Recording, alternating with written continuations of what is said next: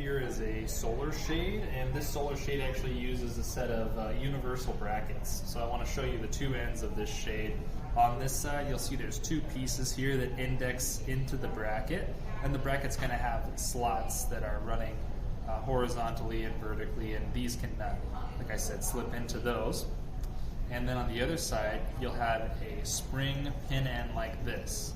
So this one that I have here is cordless, but your motorized unit will look just like this as well. So the first thing you want to do is you want to take your end that has the two indexing pieces on it and go ahead and take a look at your bracket.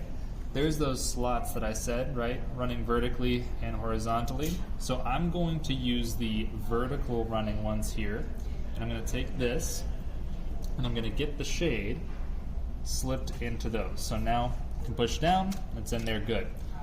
Take a look over at the spring side here. I push in the spring, slide it into the middle of the bracket.